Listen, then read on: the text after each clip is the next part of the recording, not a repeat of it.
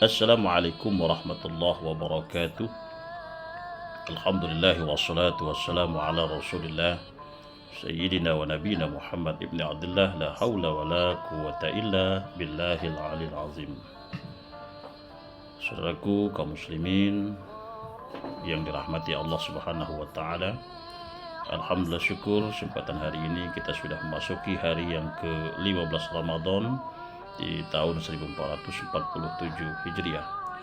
Mudah-mudahan kita semua akan senantiasa diberikan Allah kekuatan lahir dan batin, dan amal ibadah kita akan senantiasa mendapatkan redha dan diberkahi oleh Allah subhanahu wa ta'ala. Saudaraku dirahmati Allah, di kesempatan hari ini saya ingin mengajak kepada kita semua untuk sejenak berbicara di seputaran makna dan pesan moral apa yang terkandung di dalam firman Allah sebagaimana termaktub dalam surah Al-Kautsar ayat 1-3. Saudaraku dirahmati Allah, surah Al-Kautsar ini merupakan surah yang ke-108 di dalam Al-Quran dan merupakan salah satu dari surah pendek yang ada di dalam Al-Quran. Namun demikian, di dalam surah Al-Kautsar ini terdapat makna dan pesan moral yang sangat dalam dan sangat penting apabila kita mau memahaminya, karena ada pesan-pesan moral, ada pesan tentang keberkahan dari nikmat-nikmat Allah subhanahu wa ta'ala, ada juga pesan tentang kewajiban beribadah seluruh umat manusia selaku hamba Allah subhanahu wa ta'ala, dan juga ada pesan moral dan makna tentang wajibnya kita untuk senantiasa waspada terhadap musuh-musuh Allah subhanahu wa ta'ala. Saudaraku yang dirahmati Allah, kata Al-Kautsar sendiri berasal dari bahasa Arab yang memiliki arti nikmat yang banyak atau kebajikan yang melimpah.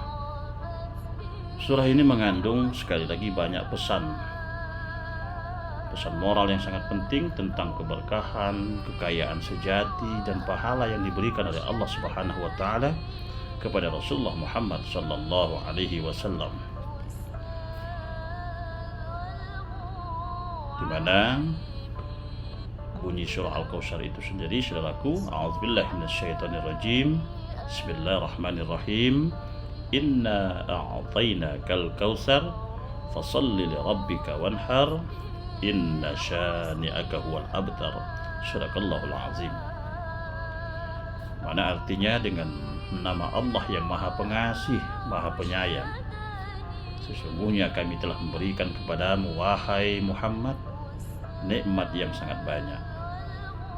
Maka dari itu dirikanlah salat karena Tuhanmu dan berkorbanlah. Sesungguhnya orang-orang yang membenci engkau, dialah yang akan binasa.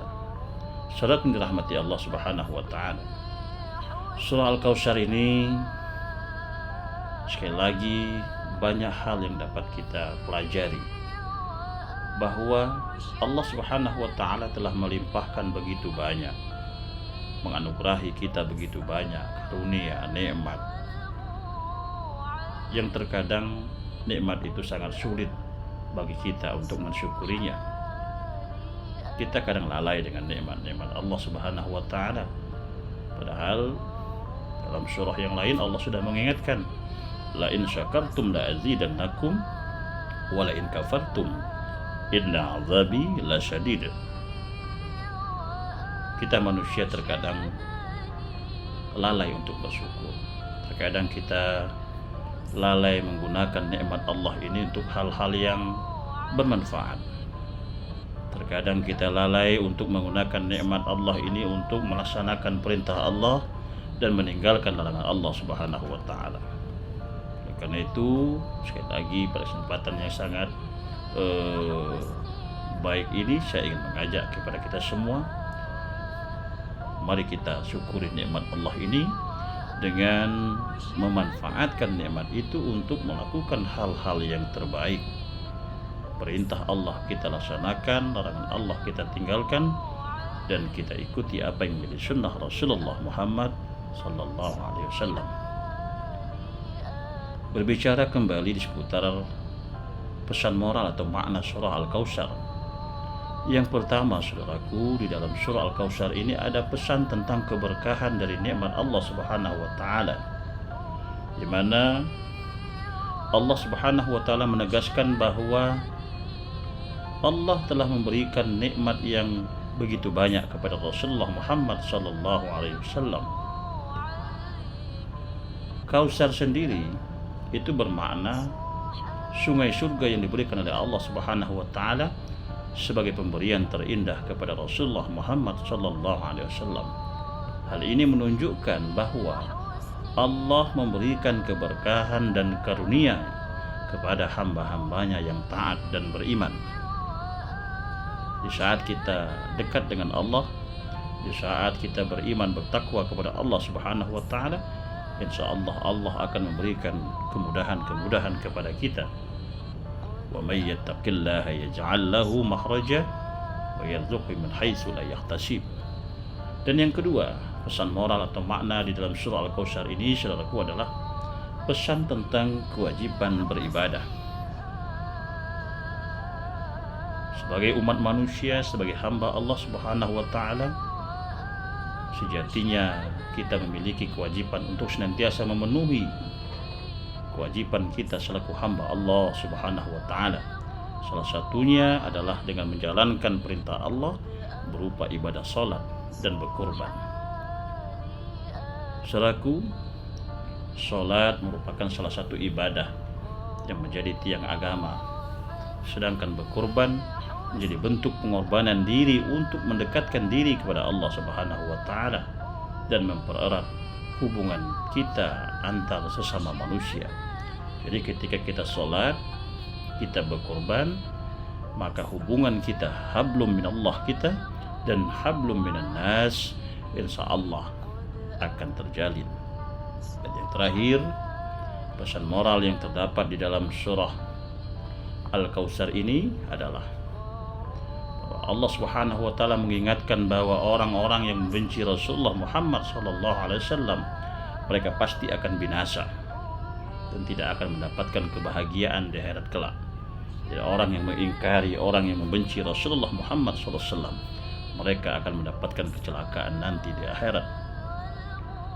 Samping itu juga, di dalam surah Al-Kautsar ini kita diajarkan oleh Allah Subhanahu wa taala untuk berhati-hati, untuk waspada terhadap musuh-musuh Allah Subhanahu wa taala, serta untuk senantiasa memperbaiki hubungan dengan sesama manusia. Oleh karena itu, saudaraku yang dirahmati Allah, kesimpulan dari makna dan pesan moral yang terkandung dalam surah Al-Kautsar ini, bahwa Allah Subhanahu wa taala menegaskan bahwa kebahagiaan dan keberkahan hanya dapat dicapai melalui ketaatan dan kepatuhan kepada Allah Subhanahu wa taala serta menjalankan kewajiban sebagai hamba Allah Subhanahu wa taala dengan penuh rasa syukur dan penuh pengorbanan. Mudah-mudahan kita semua akan senantiasa diberikan Allah kekuatan lahir dan batin, kekuatan iman dan takwa, sehingga kita insya Allah akan menjadi hamba-hamba Allah yang senantiasa mentaati perintah-perintah Allah dan mengikuti sunnah Rasulullah Muhammad sallallahu alaihi wasallam. Ini saja saudaraku renungan kita di kesempatan hari yang ke-15 Ramadan tahun 1447 Hijriah. Mudah-mudahan kita semua akan senantiasa dilindungi oleh Allah Subhanahu wa taala. Terima kasih, mohon maaf atas segala alfa dan khilaf, kepada Allah saya mohon ampun. Wassalamualaikum warahmatullahi wabarakatuh.